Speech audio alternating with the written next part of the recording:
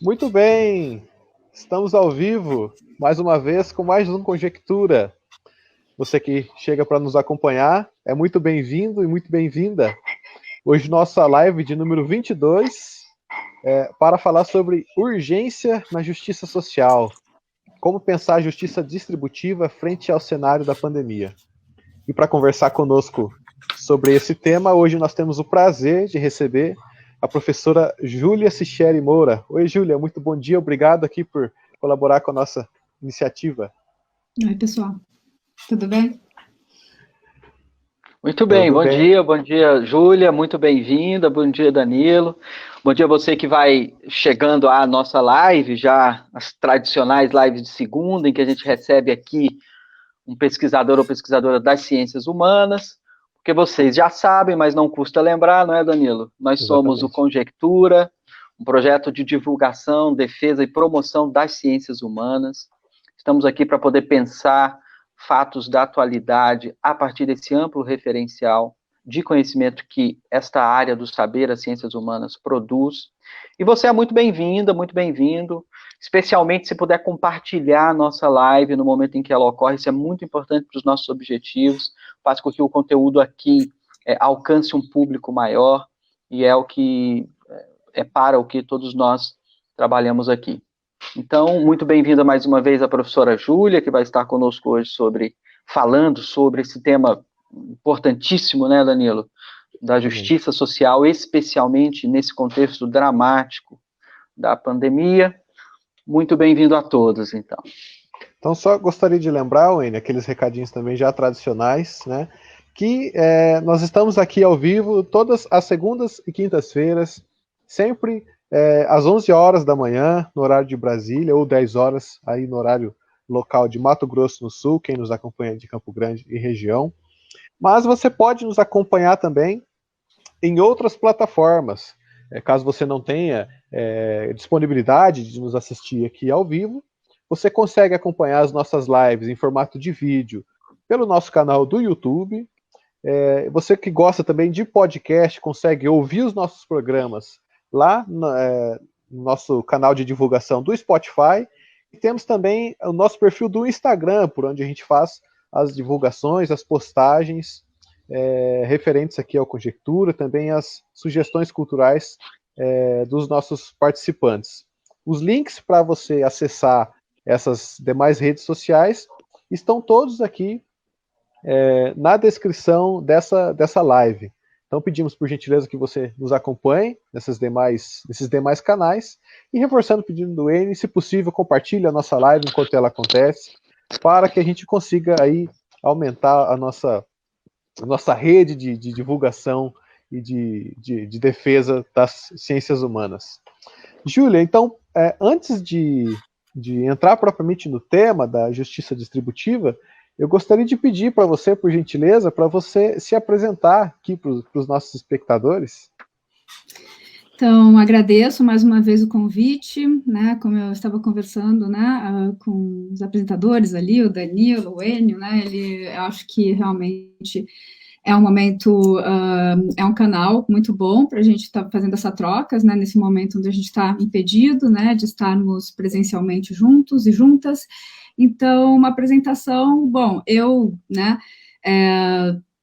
meu nome é Júlia, eu sou professora, né, da Unisociesc, eu sou pesquisadora vinculada à UFSC, eu trabalho a questão de justiça social e justiça distributiva no âmbito das minhas pesquisas.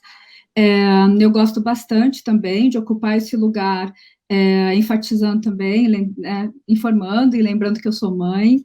Eu acho que hoje você falar de justiça social, eu sou mãe de 2 crianças, do Eduardo e da Stephanie, e eu acho que a gente falar sobre justiça social, a gente tem que também falar hoje em dia sobre essas dinâmicas todas que a gente está colocando, né, e ser mulher e ser mãe, né, eu acho que vai ser tematizado ao longo dessa fala, eu espero que seja tematizado, porque se eu sou mulher e mãe e pesquisadora, e eu posso estar aqui nesse momento, isso fala também muito sobre os privilégios que eu tenho, né, tem muitas mulheres que são mães, por exemplo, que não podem fazer o isolamento e que também têm seus filhos que não estão podendo estar em casa estudando como os meus estão.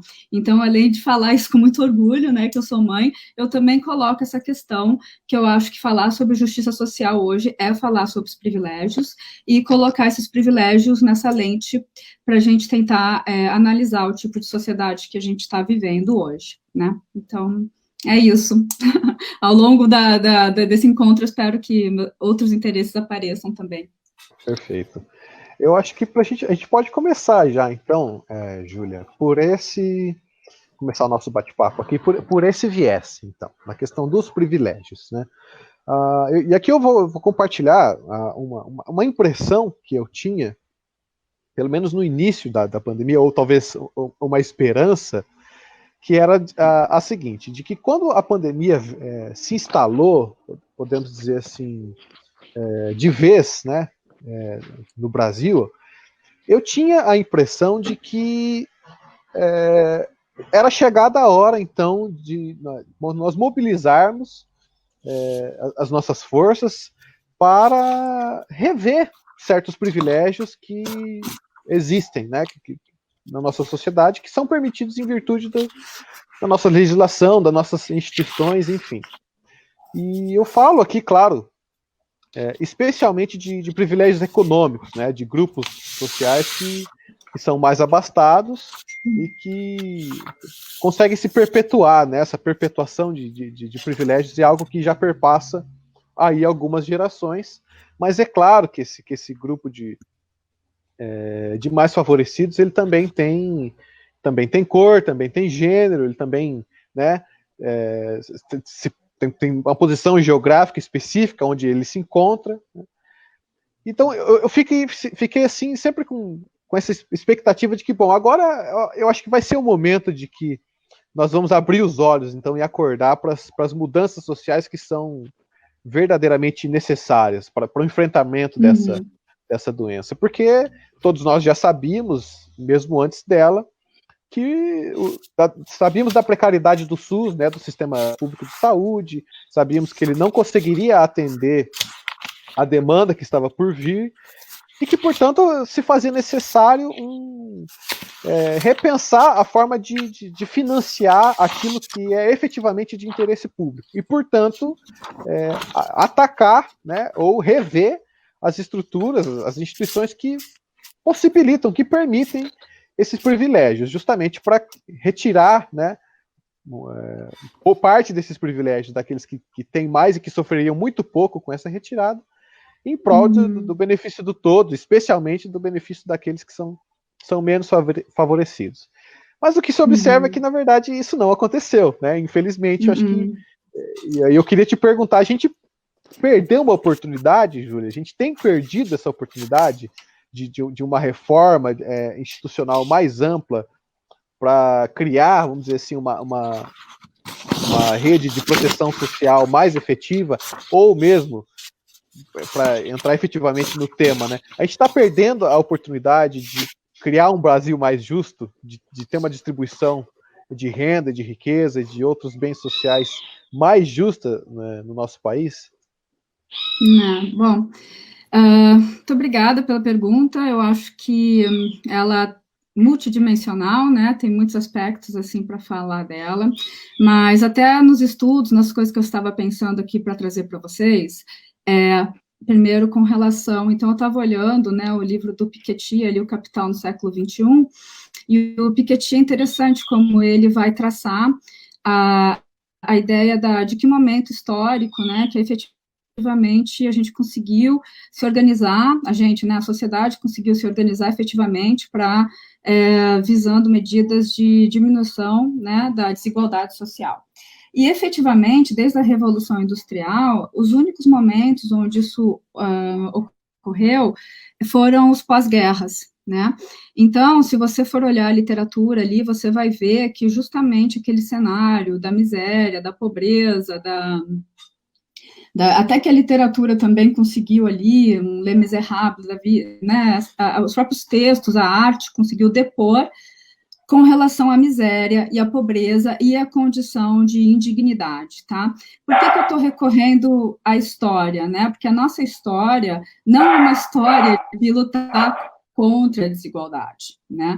É uma história ao contrário, né? Da gente entender um certo mito de que o crescimento vai trazer, como é que é? Do crescimento das marés, que se cresce a maré vai crescer todo mundo.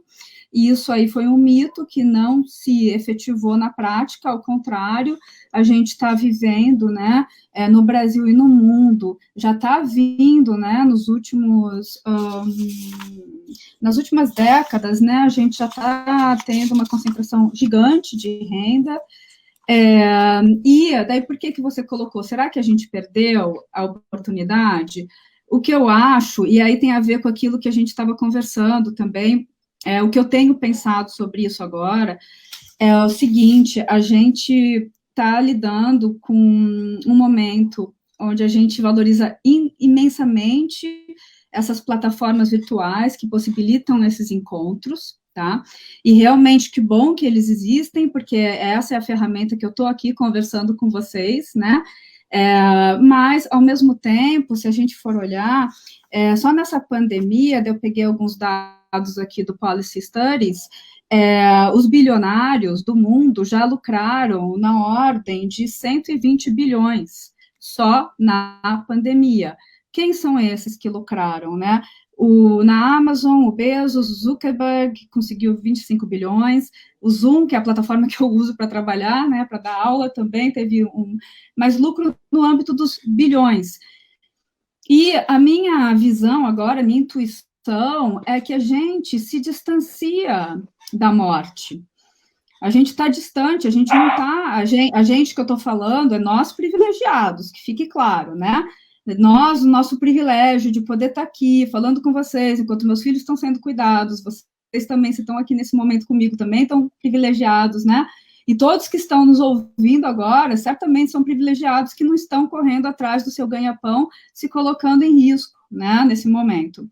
Então, esses privilégios, eu acho que eles acarretaram, por um lado, esse distanciamento total, né, que as pessoas estão morrendo onde? Nos hospitais e em casa. Então, parece que a gente tem que... essa sensibilização está muito ausente. Tá chegando um momento que a gente tem que depender do Jornal Nacional, colocar um rosto e um nome nas pessoas, ou então a gente descobrir alguém. E eu tenho um amigo próximo não, mas um conhecido meu que passou por isso no Rio de Janeiro, com o pai dele, que morreu de Covid, com a mãe internada, sem eles poderem informar a mãe a morte do pai, e assim que chega as informações, assim, a sensibilização das informações. Então, eu acho que essa falta daí eu vou trazer aqui alguns dos conceitos que eu gostaria que eu estou articulando nesse momento, e que eu vou usar esse espaço aqui para a gente articular conjuntamente, para ver se minha intuição, meu compasso está muito perdido aí. Caiu. Acho que tivemos uma queda, mas a professora Júlia deve estar retornando em breve. Bom, enfim, enquanto a professora Júlia retorna, já pedimos para você, então, compartilhar novamente aí a nossa live, deixar o seu comentário, a sua pergunta aqui na aba, ao lado, que sempre que possível a gente troca bate esse papo, né, com o nosso convidado. Já estou conversando em contato com ela aqui, já estou pedindo para ela retornar. Isso, já, assim, só destacando já, Danilo, enquanto ela retorna, né, esse dado lamentável, né, que ela traz, qual? Né, este de que, bom, para alguns, a pandemia ou essa situação da Covid parece bastante rentável, né?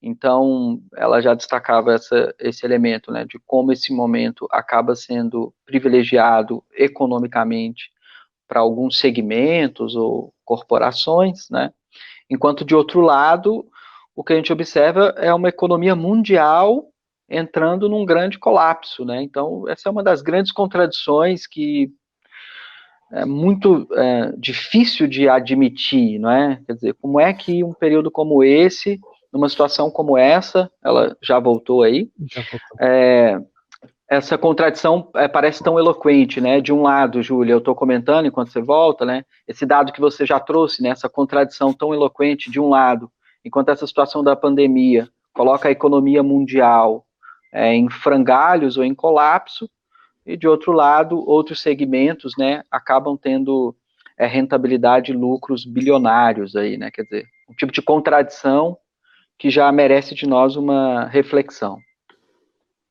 Sim, pois estou aqui com um probleminha de conexão, mas exatamente essa questão, então, que a gente estava falando, que eu queria, então, pensar alguns conceitos, né, como eu disse, pensar, então, a ideia de daí eu venho através do Brian Milstein, né, que é um teórico atualmente da teoria crítica. Ele vai falar da ideia também está resgatando, né, da teoria crítica, não é dele, ele está resgatando o conceito, mas de consciência de crise. A gente tentar entender crises como, primeiro, o que seria essa ideia de uma consciência de crise? E ele define isso, que a crise tem que ser um conceito da esfera pública, porque quando crise é algo da esfera pública, a gente consegue dar objetividade, né, para aquele desafio, eu até quero trazer a citação dele, eu sei que a gente gosta de fugir um pouco do academicismo, mas eu gosto um pouco da gente tentar manter, né, um pouco de... Aqui. Ele fala o seguinte: a crise num conceito político é aquilo que é falado por membros do público para outros membros do público sobre um aspecto objetivo da vida social. E ele vai falar que esse aspecto objetivo é aquilo que traz um viés de urgência, por exemplo, para a gente. A gente fala sobre isso quando a gente está em jogo, quando a nossa existência, quando a nossa sociedade efetivamente encontra-se em risco, né? Então, eu acho que falta um pouco também a gente sair desse como sociedade, né, desse hiperindividualismo, dessa crise existencial que estamos passando, né, enfim, como articular o meu momento, mas para começar a entender essas crises todas, né, e articular isso como conceitos públicos, ou seja, a nossa crise é uma crise sanitária, e é uma crise política também, e são duas crises que estão caminhando juntas, e que a gente precisa articulá-las conjuntamente para pensar alternativas viáveis, né? Então, eu acho que hoje a gente falta um pouco isso, né? Essa consciência que a gente está vivendo um momento de crise, mas não é uma crise, tentar identificar quais são os elementos dessa crise, como que a gente consegue falar sobre esses elementos politicamente, de forma democrática, né? Porque são questões que são caras, né? A todos nós, né?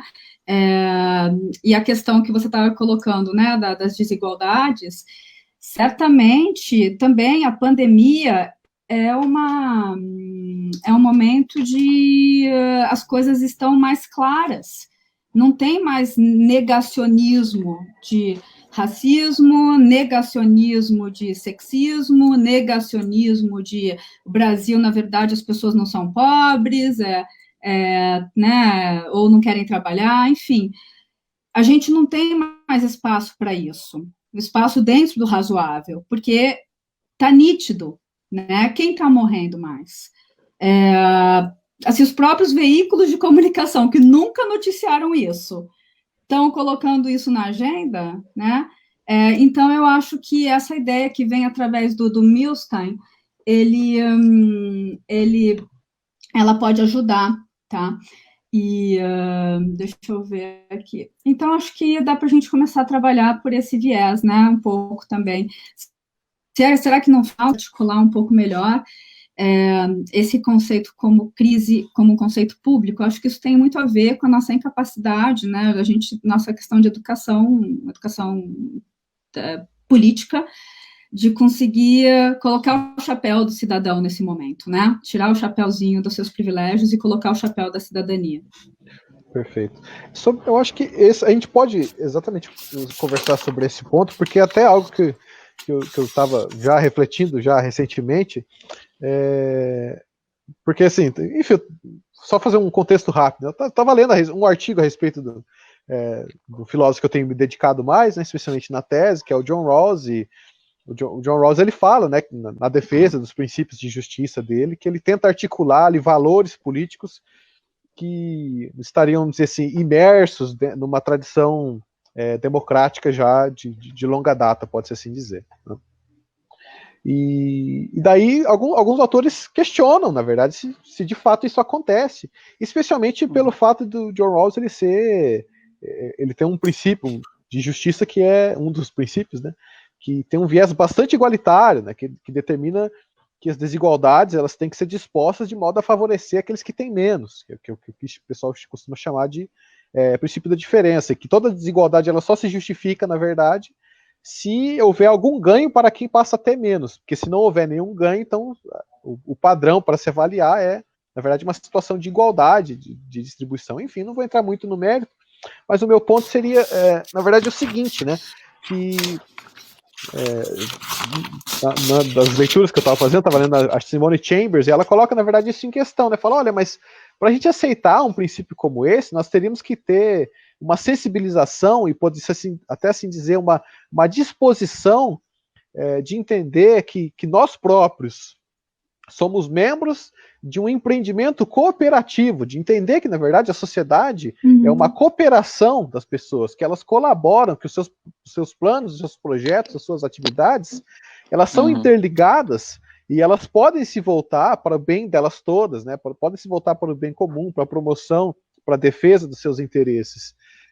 Mas o que ocorre, na verdade, o termo específico que se usa para isso é o ethos, né? O que ocorre, na verdade, é que o ethos que é disseminado não é um ethos de cooperação, ou seja, a postura, né, a visão que as pessoas costumam ter de si próprias, inclusive da sociedade que elas vivem, em primeiro lugar, é uma visão do indivíduo enquanto autossuficiente, o indivíduo como aquele que é um empreendedor de si próprio, ou seja, aquele que é plenamente responsabilizado pelo seu sucesso e pelo seu fracasso, né?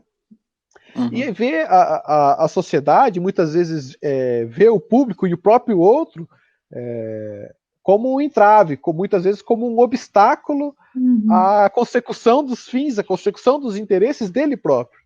Então, o problema talvez seja esse mesmo, né, Júlia? Que assim, que é algo que talvez tenha se escancarado. Não sei se é exatamente esse o ponto que você tinha colocado, mas assim, quando você fala dessa sensibilização, ou falta de sensibilização, de distanciamento, me parece que é justamente o fato de que nós não temos mais essa capacidade, perdão, que talvez a gente nunca tenha manifestado efetivamente essa disposição, essa capacidade de nos enxergarmos e enxergar ao outro como membros de um empreendimento que, na verdade, visa o bem de todos nós, e que todos nós somos interligados, que nós podemos cooperar, entender que, na verdade, nós não somos competidores, né, que competimos para ter mais, né, e para isso precisamos vencer o outro. Não, na verdade, não é isso, né? É um jogo, na verdade, quando a gente colabora, todo mundo ganha. E parece que é essa sensação que está em falta. Não sei se o N concorda, o que o N teria a acrescentar a esse respeito. Não, eu acho que é essa distinção aí que é esclarecedora, né, Danilo? Essa noção de cooperação, né, e de concorrência. Né? Quer dizer, de um lado você tem todo um modelo, né, o modelo da cooperação, da solidariedade, né, da conjunção dos corpos sociais, etc., né? E do outro lado o modelo da concorrência, que é esse modelo que a Júlia bem destacou, né, que na maior parte das vezes prefere ver, por exemplo, né, a dimensão da crise nesse aspecto mais subjetivista, né, ou do indivíduo, ou individualismo, né. A minha pergunta é essa, né, como é que a gente, então, mais que explicar, né, esse quadro, né, o que a gente tem para propor a alternativa a esse quadro, né? Quer dizer, de um lado parece bem claro ao pensamento, ou à crítica, de que esse modelo da concorrência, ou esse modelo aí posto, não funciona mais, né? Ou funciona sempre deste modo, né? Modo da crise. E de outro lado, você tem esse modelo aí da cooperação, certo? Então, quer dizer, parece que pelo menos do ponto de vista crítico, a gente sabe mais ou menos o que fazer, né? O grande desafio do pensamento é explicar por que a gente não faz.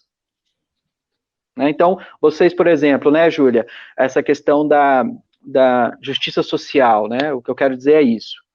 Parece que não é, o problema não é que falta elementos, inclusive dados, né, que indiquem saídas, né? Mas qual que é o empecilho, qual que é a trava?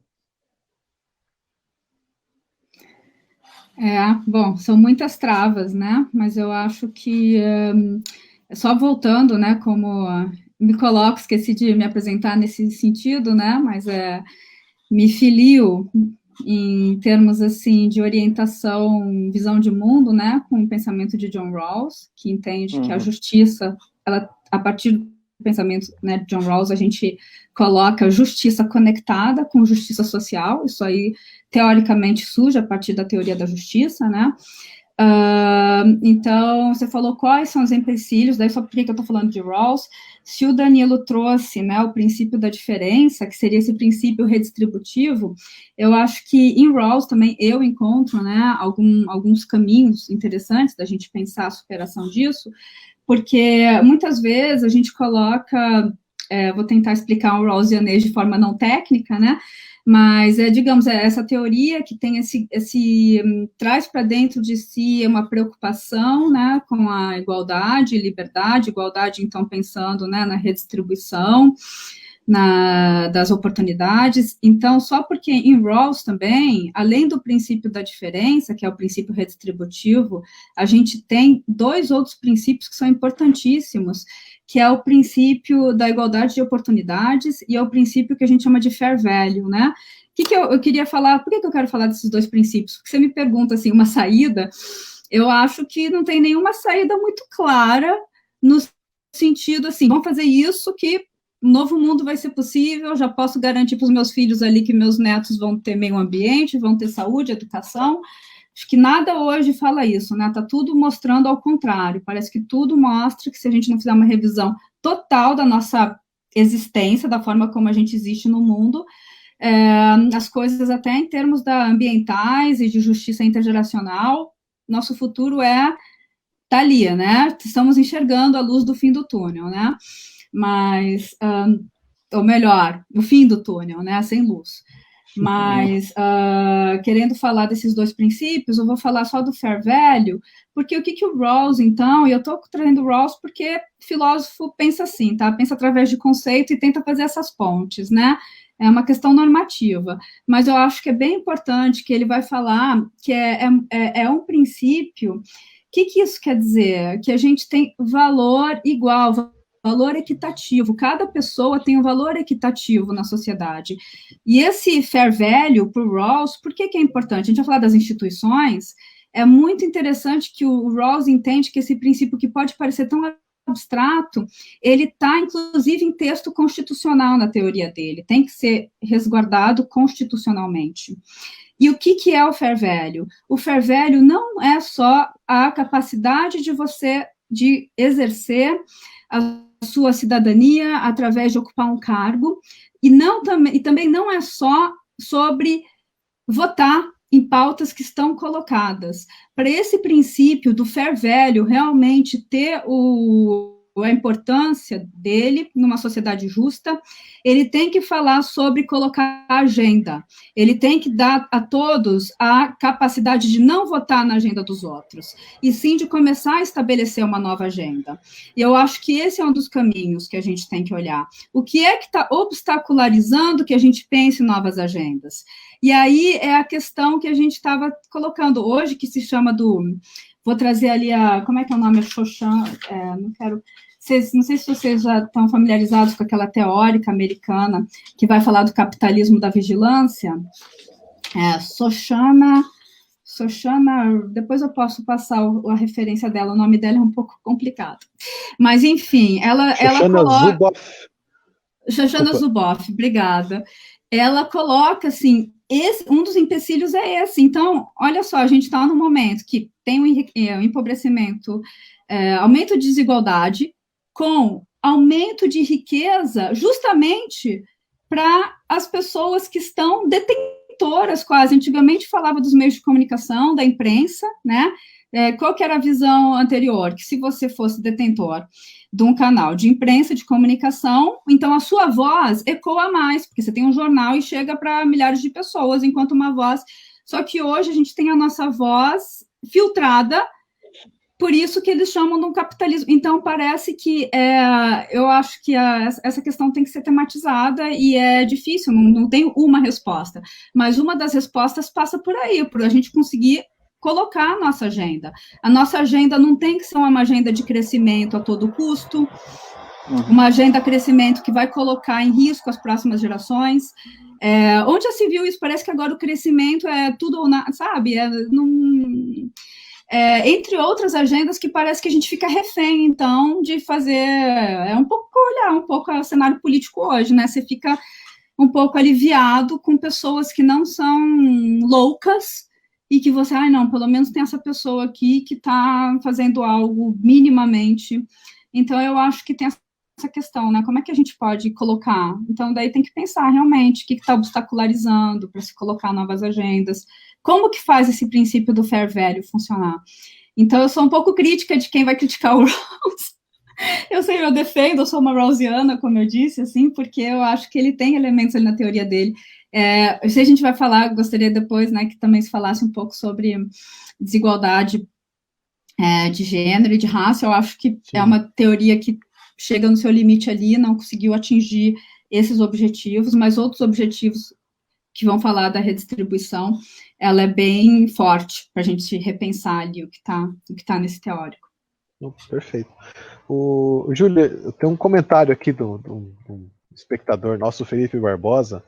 Eu queria que você falasse algo a respeito. Ele diz o seguinte, ó, indo na direção do que o professor Danilo coloca, me parece que falta um pouco olharmos para os modelos de nossos povos originários ou tradicionais, os modelos de organização política, institucional e social de nossos antepassados, os de Pindorama e de África, que não concebiam essa forma competitiva como as dos dias de hoje. Deveriam ter maior valor entre nós. Temos muito a aprender em relação aos conceitos de colaboração, comunidade e responsabilidade desses ancestrais. Concordo plenamente. Eu acho que eu gosto bastante também do que o Kerouac está colocando hoje em dia, né? Esse é um outro teórico que eu estou colocando, Ideias para Adiar o Fim do Mundo, né? Ele coloca, por exemplo, como a gente pode aprender com os povos indígenas, por exemplo, a resistir, que é isso que eles estão fazendo, né, há 500 anos, estão resistindo, né, então eu concordo, eu acho que a gente tem esse olhar também, que a gente tem que começar a olhar dentro da nossa tradição e da nossa cultura, onde que a gente consegue tirar forças de resistência.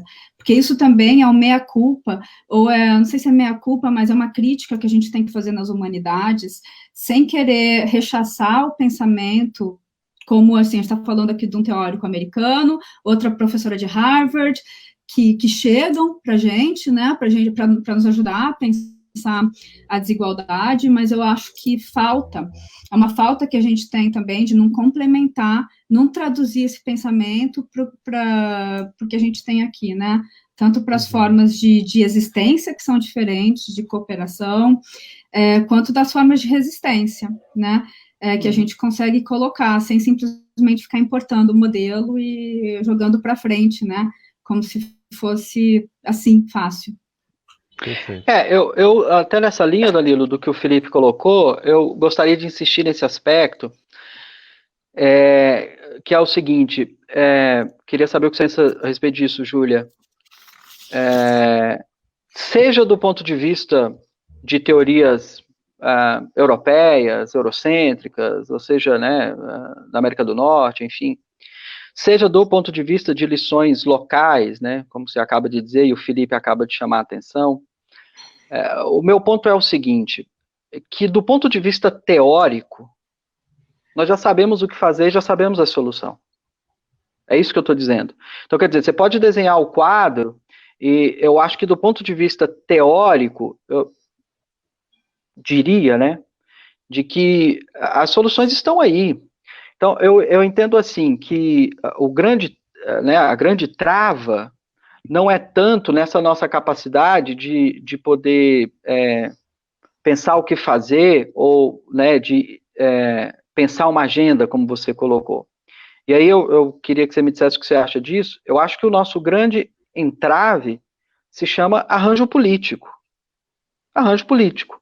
A gente não tem uma estrutura política, um arranjo político, nós não temos a formalização de políticas públicas que comprem essas soluções, né? Que as humanidades, que a teoria política, que a ciência política, que as comunidades tradicionais, né? Que todos esses dados que revelam essas desigualdades das mais variadas naturezas, né? De gênero, de etnia, desigualdade social e etc. Quer dizer, nós temos dados, né, que indicam as saídas, é isso que eu quero apontar, e que eu, pelo menos assim, vejo, né, acho que o grande problema é o do arranjo político. Então, mais do que estabelecer uma agenda, porque eu acho que estabelecer a agenda é possível, pelo menos do ponto de vista teórico, né, ela é possível. A grande questão é, bom, como é que a gente faz para que essa agenda se implemente, né, para que essa agenda se efetive? E aí é isso, a gente não tem um sistema político que compre essa agenda, né? Eu queria saber o que você acha disso. Se, é claro, é bem simplório até o que eu tô dizendo aqui, mas eu queria trazer esse elemento, né? Do ponto de vista do que a própria organização política representa de entrave e como é que a gente poderia intervir nesse processo de admissão pelas políticas públicas, né, dessas soluções e desses dados teóricos, históricos, que a gente já disponibiliza. Pois é, eu acho que não sei se a agenda está tão clara assim, se as respostas estão já colocadas assim. Por exemplo, a questão da desigualdade, que seria o tópico aqui, né?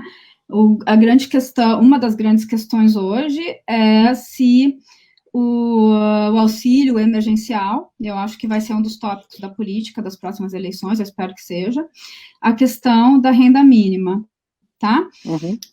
Isso aí vai ser, então, a gente vai conseguir ter uma certa clareza, porque até estava numa discussão ali, não sei se estão online, mas com as minhas amigas Raquel, Ilse, Thaís, Priscila, a gente estava discutindo isso essa semana, espero que eu não tenha esquecido nenhuma, porque nessa ideia, então, justamente para a gente tentar entender que as ideias não são assim, né, não brotam das nossas, simplesmente, né, a gente está numa coletividade refletindo juntas, mas assim, para colocar esse tópico, tá? Então, as informações concretas com relação à renda emergencial é que, do jeito que está, por exemplo, não vai conseguir se estabelecer por causa da ordem financeira, né? Daí você coloca uma questão, por exemplo, deixa eu até achar se eu também anotei esses dados aqui em algum lugar, mas acho que está aqui, um minuto só.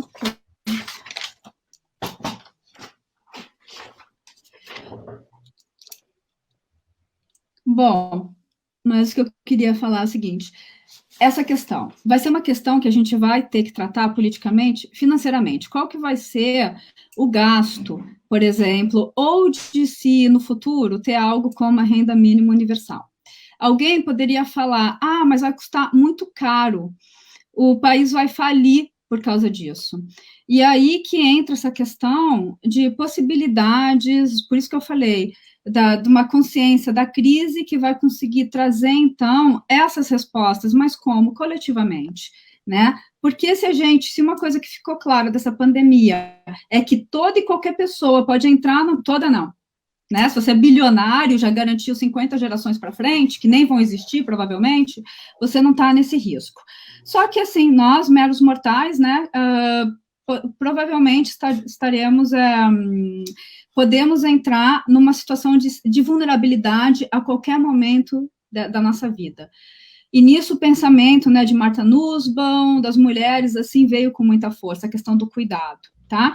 Então, se esse é o caso, uma sociedade tem que se resguardar para isso. E se é uma sociedade que tem milionários e tem bilionários, você tem como tributar. Esses ônus, eles têm que ser, a gente tem que dividir, afinal, né? Então, a tributação progressiva, por exemplo, é uma forma de você chegar a conseguir pagar, por exemplo, uma renda mínima universal, só que isso tem que ser deliberado democraticamente, não dá para ficar refém de um técnico que vai chegar ali, vai apresentar ali uma curva qualquer, né, como foi aqui, como o Piketty mostra ali no livro dele, no capítulo 1 do Kuznets, né, que trouxe uma curva que convenceu todo mundo, a curva do crescimento, e acabou, porque sino, né? porque se for para decidir e de repente errar, pelo menos a gente decidiu coletivamente, né, com relação a isso, e tem formas para isso.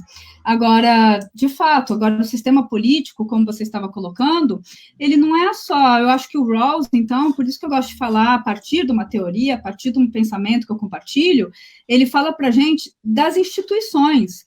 Então, a gente tem que focar em como as instituições, eu acho que a parte da educação, a questão da educação, ela é fundamental, porque ela é uma força, né, de redução de desigualdade, formação de cidadania, formação desse pensamento crítico que depois vai conseguir deliberar chegando em condições mais justas, né? Então, não é só o sistema político, são as instituições que a gente tem que olhar. E como que essas instituições estão conseguindo dar conta de princípios de mínimos, né, de decência, princípios que deem conta, princípios que possibilitam que uma pessoa entre numa sociedade e que tenha condições decentes, né, tenha uma casa, tenha comida, tenha o mínimo, né? Mas eu acho que a questão institucional, ela é maior do que a do sistema político, porque daí você tem que falar também, né, do processo legislativo, da educação, do papel dos bancos, enfim, né, todas as instituições que compõem a sociedade, que deveriam respeitar determinados princípios, porque elas, então, quando o Rawls, e o Denilson falou isso, quando o Rawls fala em reconciliação nossa com a sociedade, é isso. Um teórico como ele imagina que a gente tem que se reconciliar com as nossas instituições. A gente tem que olhar as instituições e não se manter passivas frente a elas, né? E sim entender que elas podem sim representar um certo ideal de cidadania. Não sei se ficou muito... Não, perfeito. Ô, Júlia, eu queria talvez deslocar um pouco a conversa agora para vamos dizer assim, para um outro eixo que, logicamente, está correlacionado com a questão de renda e de riqueza, mas, que você falou agora, né, das instituições. Tem uma outra instituição importante, que o Rawls já menciona também, como parte da estrutura da sociedade, que é a instituição da família.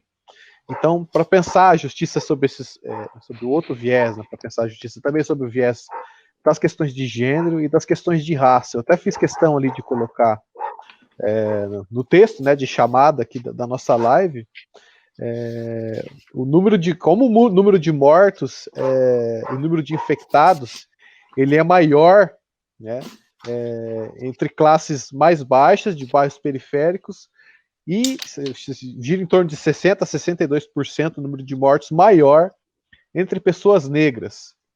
Quer dizer, o quanto essa pandemia, essa crise sanitária não afeta a todos igualmente, como o que é, inclusive, parte de um discurso que é feito, né? Claro que, de um ponto de vista biológico, nós até poderíamos especular, né? A princípio, é claro, sobre uma possível igualdade assim, da força do vírus, né? Que o vírus não discrimina. Claro, o vírus não discrimina, mas a maneira como nós lidamos com o vírus, ela é absolutamente discriminatória. Então eu queria te ouvir a respeito disso, e te ouvir também a respeito de um outro ponto, que daí é a questão do gênero, porque é o seguinte, né, o que nós já vínhamos observando, né, nas últimas décadas, é claro que eu estou fazendo só um olhar bastante panorâmico, porque eu quero te passar a bola rápido. Nós já vínhamos observando que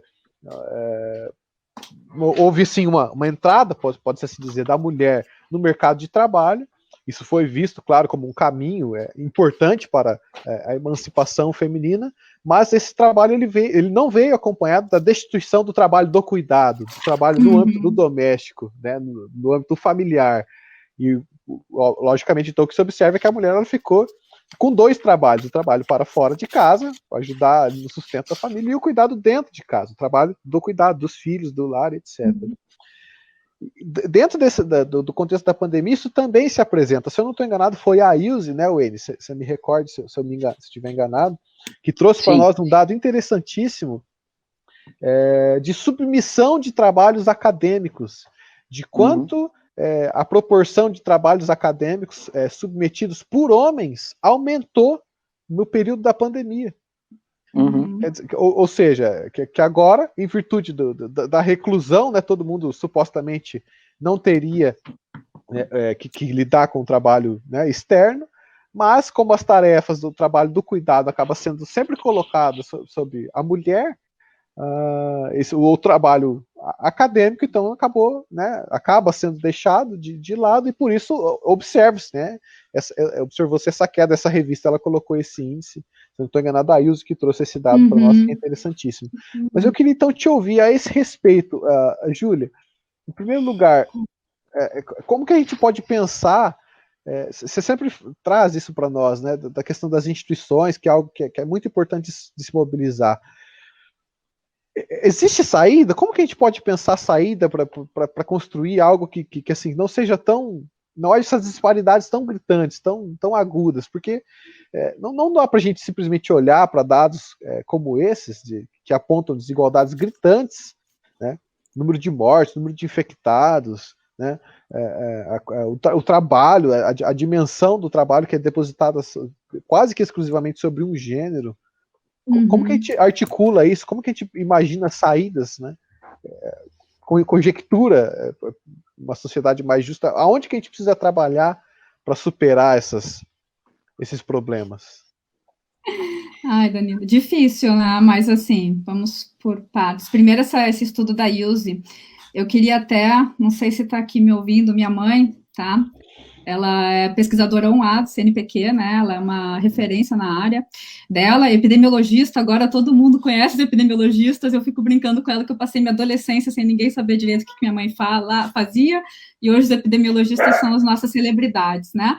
Então, mas assim, por que eu estou falando isso? Eu estava conversando com ela sobre isso semana retrasada, e ela me disse assim, ela disse assim, o problema, Júlia, é que as pessoas, o que tem que falar agora é isso mesmo, não estamos produzindo, primeiro, aproveitar essa oportunidade para discutir o tipo de produtividade que se imagina, porque venhamos e convenhamos, eu tô aqui da pessoa, a gente está nas humanidades, no âmbito acadêmico geral, mas está na hora da gente discutir o que é que está sendo produzido nessa lógica do publish or perish, publique ou morra. Aí eu escrevi 5 palavras aqui, vou submeter para lugar nenhum, se eu publicar, boto no Lattes. Isso pode ser, primeiro, uma possibilidade para você falar, revisar o que é uma publicação, e, por outro lado, você falar, olha, estou formando cidadãos, dá licença, eu estou em casa, estou fazendo um trabalho que, nesse momento, é mais importante, que eu estou em casa nesse momento porque o trabalho da reprodução é igualmente ou mais importante do que o da produção, né? Então, para mim, foi bem, assim, interessante escutar dela, uma mulher que sempre esteve, assim, à frente, mas eu acho que ela teve uma visão que é muito compatível com a visão da Nancy Fraser, né, que é justamente a gente discutir que tipo de feminismo, né, que a gente imagina, que tipo de demanda que a gente quer. Não pode ser o feminismo lá da CEO da Google, que fala que entrando, e os outros que vão correr atrás do mercado depois. Não, o tipo de igualdade que se imagina é uma igualdade que se olhe toda a cadeia de cuidado que tem. Né? Como eu disse, se eu estou aqui, hoje é meu companheiro que está ali com os meus filhos, mas talvez poderia ser, normalmente é o quê? Uma outra mulher, né? Para uma mulher estar na esfera de trabalho, normalmente quem está em casa é uma outra mulher que também tem filhos e que deixa os filhos com uma outra mulher, que deixa os filhos, então isso que tem que ser pensado. Agora, a questão que eu queria também falar é a seguinte, a gente fala assim, a entrada da mulher no mercado de trabalho.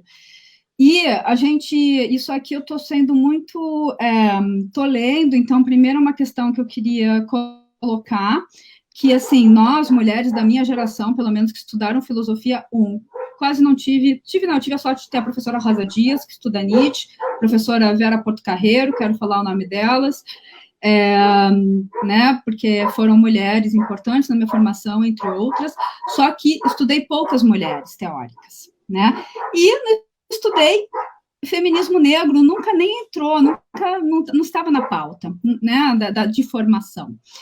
Então, eu acho que hoje, eu tenho estudado, né, a Patricia Hill Collins, e ela, entre o que a gente pode aprender do feminismo negro é isso. Primeiro, essa conversa que as mulheres entraram no mercado de trabalho, essa é a mulher privilegiada, né, não negra.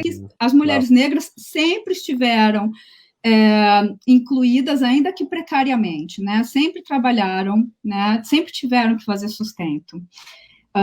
Então, eu acho que hoje, vocês estão me perguntando, assim, respostas, eu não tenho, eu tenho caminhos, eu tenho dicas, eu tenho, sabe, pistas que eu estou seguindo. Uma delas, certamente, eu acho que esses textos da Patricia Hill Collins, que eu tenho lido também, com um grupo de outras mulheres, que elas vão colocar justamente a simultaneidade da opressão, né? Então, a gente pode aprender do feminismo negro essa simultaneidade da opressão de raça e social e de gênero, né? E a forma como essas mulheres aprenderam a articular suas demandas, até o conceito que ela usa, de outsider within, que você é sempre a pessoa que está de fora, mas às vezes consegue entrar. E com essa sua entrada, né, em determinada estrutura, você consegue enxergar bem aquela estrutura que você está entrando. Então, eu queria colocar essa questão, tá, das feministas negras, assim, não vou falar geral, porque ainda estou estudando, então, dessa teórica em específico, tá, da Patricia Hill Collins, eu acho que ela traz elementos interessantes para pensar essa simultaneidade da opressão. E daí vocês perguntaram, assim, institucionalmente, o que pode ser feito?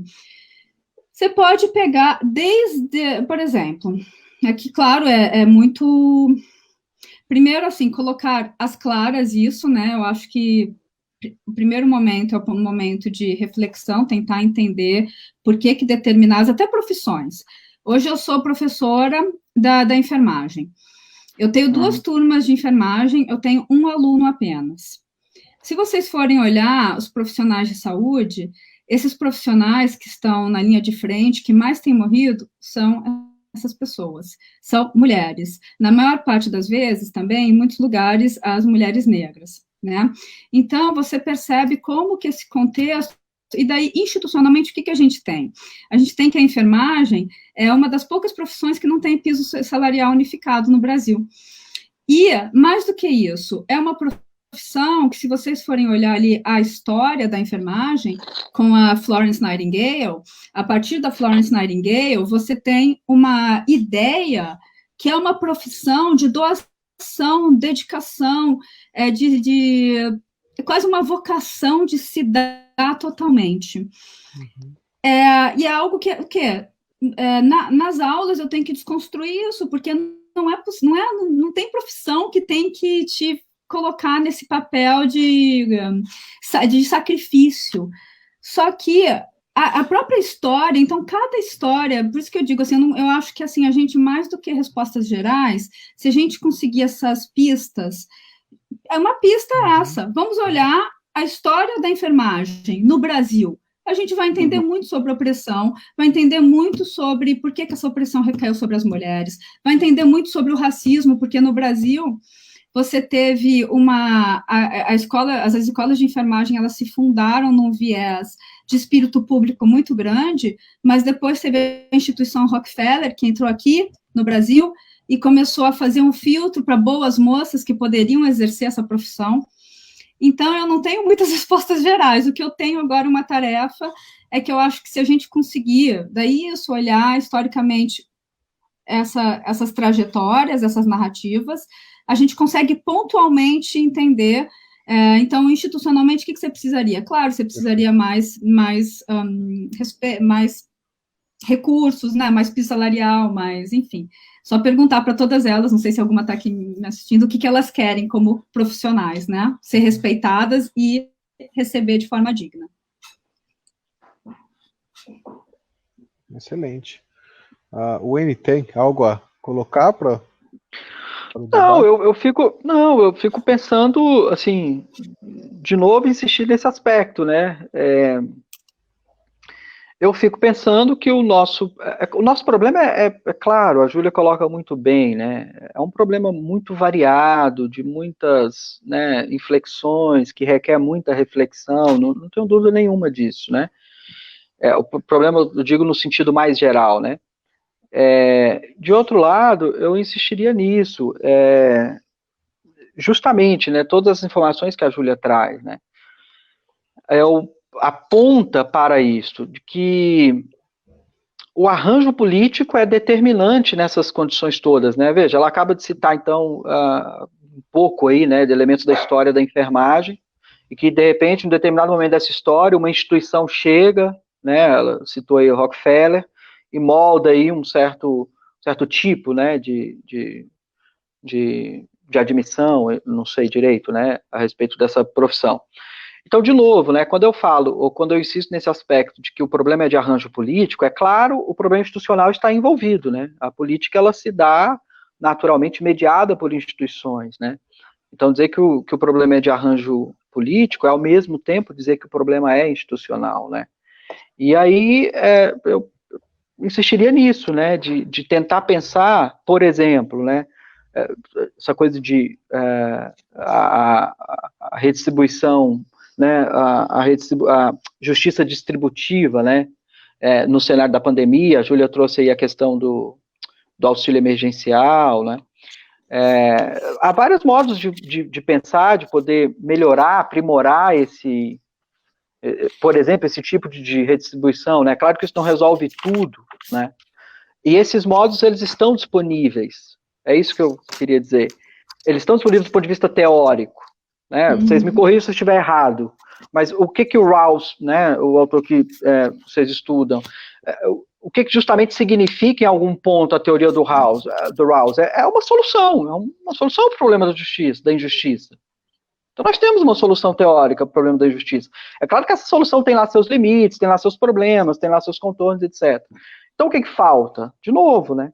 Falta formalização de política pública, falta... Então eu só insistiria nesse aspecto, né? Que grande parte desses problemas, me parece, Júlia, aí não sei se quer comentar, de novo, o arranjo político que a gente não tem, né? E por que não tem? Wayne, eu já colocaria o ponto mais ou menos na seguinte linha. Acho que talvez a Júlia concorde comigo. Já é um indicativo, vamos dizer assim, muito evidente, tanto do erro quanto do acerto que poderia ser dado. Quando, em termos de política pública, o governo, preocupado com a economia, com o PIB, direciona 1 trilhão de reais, trilhão com T, né, para os bancos, para que os bancos ofereçam crédito, para que a economia não pare. Uhum. E esse crédito não chega na ponta, porque os bancos absorvem esse crédito, aumentam a taxa de juros, impõem outras condições, ao mesmo tempo que se observa que faltam leitos, que faltam respiradores, que falta uma remuneração digna, que faltam condições dignas, né, do ponto de vista de ambiente, e mais, né, que se observa, a Júlia falou do caso da enfermagem, né, eu fiz uma pesquisa rápida aqui, que o professor Daley já tinha mencionado, o Brasil é um dos países nos quais mais morrem profissionais de saúde em virtude de coronavírus, em virtude do Covid-19. Quer dizer, você quer evidência maior do que essa, que do ponto de vista social, nós estamos indo pelo caminho errado? Né? Quer evidência mais latente do que quando você tem pessoas perdendo as suas vidas, ao passo que outros grupos financeiros, conglomerados, lucram, né, exorbitantemente? Isso já, a própria, vamos dizer assim, colocação do cenário já denuncia, vamos dizer assim, o quão absurda é a circunstância e também já aponta, mais ou menos, para os caminhos nos quais nós temos que trilhar. Você concorda, Júlia? Eu concordo. Eu acho que tem essa... Uma das questões que eu estava pensando também, acho que está relacionado com o que o Danilo estava colocando, né? É a questão do que venceu, no sentido assim, o que faltou, né? Você fala o que falta, eu acho que o que venceu. Acho que venceu no imaginário, não sei, esse discurso da meritocracia, né? Isso, e infelizmente, nós fizemos, e aí por isso que eu gosto de falar dos conceitos de justiça distributiva, ou desse debate todo da justiça social. Eu acho que, como sociedade, a gente falhou na parte da educação, de tentar, há alguns anos eu tenho já essa intuição, que a gente falhou em tentar entender a esfera do reconhecimento, justamente a gente, né, quem é professor, assim, claro que tem os coletivos, tem as pessoas, assim, foi muito bom, eu sou uma pessoa que eu era da UERJ, no primeiro ano das cotas da UERJ, e eu vi a transformação na UERJ, né, era uma UERJ branca, de estacionamento dos professores da medicina com carros que eram muito mais caros até do que dos próprios professores, porque o aluno de medicina normalmente é um aluno que vinha ali só de colégios caríssimos, e eu vi essa mudança, então não estou menosprezando, acho que desde que teve essa entrada na universidade, né, os alunos ali que conseguiram se organizar, com seus coletivos, tentando fazer resgate da sua história, do porquê está ali, mas eu acho que a minha visão daí, pelas aulas que eu ministrei, assim, em instituições públicas, é que parece que faltou para os alunos, na educação, entender o porquê da cota, entender o porquê da cota social, entender o porquê da cota racial. Porque quando você entende isso, você coloca isso não em termos, assim, de favor, ou de nem sei por que tive essa oportunidade, mas já que eu entrei, que bom, eu estou aqui, e agora eu vou rezar a cartilha da meritocracia, né? Você entende toda essa discussão do reconhecimento, da importância das desigualdades que são estruturais, né? Então, eu acho que tem essa questão de um certo do sonho meritocrático, né? De ter contaminado os espíritos. Não sei se eu estou dizendo muito assim, mas as pessoas. E esse sonho, ele é um sonho que vira um pesadelo. Porque se você não é vencedor, o que a meritocracia fala? Eu lembro que eu tive uma aluna que falou, prof, estou lendo esse livro maravilhoso, que falava assim, seja um winner e dê um F para o loser. Eu fico assim, chocada, porque eu fico assim, gente, a vida, a estrutura da sociedade não tem espaço para tanto vencedor assim, não tem espaço. A própria ideia de você ser um vencedor, eu acho que tem um professor, desculpa, esqueci o nome dele agora, depois vocês coloquem a referência ali, se puderem, da Federal de Pernambuco, que ele até está fazendo o trabalho do loser, né? Ele traz consigo uma dor do você virar um loser, se você não consegue ser o mais incrível, passar em primeiro lugar e tá aí, né, divulgando todos os seus ganhos, né, para os outros. Então eu acho que venceu um sonho que é um sonho que não dá conta de uma sociedade justa, e nunca vai dar, porque a questão, então, de novo, os talentos, qualquer coisa que coloque você num grau de vantagem muito maior, é fruto da sorte. Se é fruto da sorte, você não tem merecimento nenhum, certo? Se você tem um talento de jogar futebol bem na sociedade, é sorte. Você não merece, por isso, ganhar 1 milhão por mês. Você teve a sorte de estar numa sociedade que valoriza isso, numa sociedade, olha ali. Porque se você jogasse futebol numa ilha, você não ia ganhar 500 mil. Se você não tivesse uma sociedade que valorizasse aquele seu... Então, eu acho que faltou sonhar. Então, o que falta agora, eu não sei onde que eu vi, né? A gente está, assim, vendo lives e pessoas tal, mas eu acho que falta sonho, tá? Falta sonhar agora, acho que a esquerda também tem que tentar entender, falta capturar esse imaginário para novas perspectivas que mostrem, assim, o pesadelo que é a meritocracia. Ou um mito que é construído, né, de que o discurso de que nós vivemos, né, numa sociedade que é meritocrática, né? E assim, eu particularmente, eu fico assim, pessoalmente chocado, porque isso para mim é uma denúncia disso que nós conversamos hoje, né? De uma falta de empatia, uma falta de sensibilidade para com o outro. Recentemente eu vi circular nas redes uma imagem de uma mãe que acho que tava um carrinho vendendo, acho que era milho cozido, alguma coisa assim, sabe? Uma banquinha assim, e embaixo desse carrinho dava para ver a criança deitada ali, sabe? Num espaçozinho assim arrumado e tal. E aí, claro, a imagem vinha acompanhada, porque você aí que defende bandido, não sei o quê, olha só essa mãe. Quer dizer, acho que assim, em primeiro lugar de tudo, é uma falta de empatia, porque, veja, a questão que nós temos que pensar é que circunstâncias existem que fazem com que uma mãe, com que uma pessoa vá para a rua trabalhar sob essas condições. Quer dizer, a injustiça ela já está dada no contexto, né? O resto, a gente achar que, na verdade, é tudo uma questão de escolha, isso é papo furado, não dá. É claro que essa dimensão ela existe, em algum momento ela vai determinar alguma coisa ou outra, mas assim, você gera a sua individualidade, a sua personalidade, você determina os caminhos a partir do seu meio, né? A partir daquilo que você conhece, a partir daquilo que você está inserido.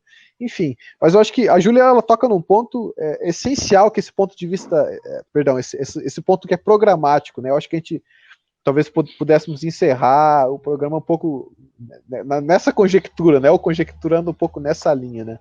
No sentido do que nós precisamos construir e no que nós precisamos desconstruir, né?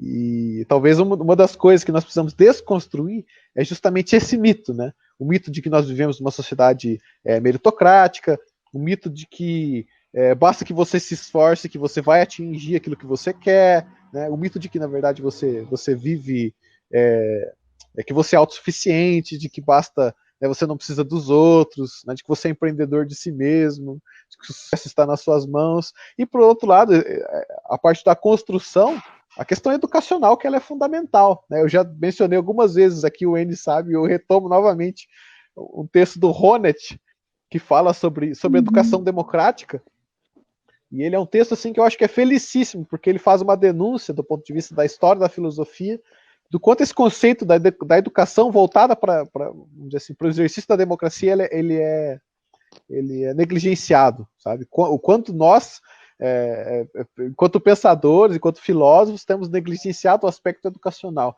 E o que ele coloca é justamente isso: olha, não existe transformação cultural sem transformação educacional, ou seja, as pessoas elas não vão passar a ter, vamos dizer assim, a enxergarem elas próprias, como o Rawls fala, né, como membros cooperativos de um empreendimento que visa o benefício mútuo, né? Ou seja, elas não vão enxergar a si próprias enquanto pessoas que colaboram, né, que são elos de uma mesma corrente, que, portanto, os planos delas se entrelaçam com os planos das outras pessoas, enfim, se a gente não mudar a estrutura educacional, se a gente não incentivar dentro da sala de aula que o aluno, desde do pré, ele saiba que, na verdade, ele não pode entender que ele não está sozinho, né? Que ele está inserido num meio, que o que ele faz tem reflexo, que o que o outro faz tem reflexo nele, e que, na verdade, é muito melhor que a gente colabore para fins que são conjuntos, em respeito, em tolerância, enfim, né?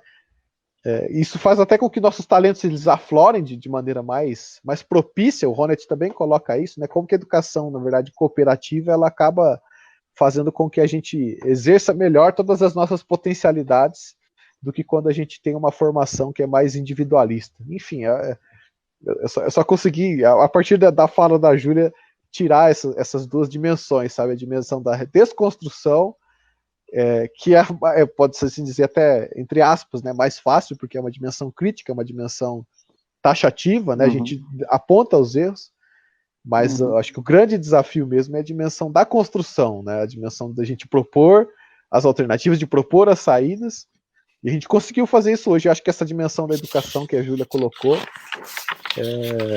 já vai mais ou menos nesse sentido, né? De por onde as saídas profundas, né? A gente não está pensando em saídas imediatas, está pensando em uma coisa mais peremptória, de onde elas podem vir. Acho que essa dimensão ela é crucial.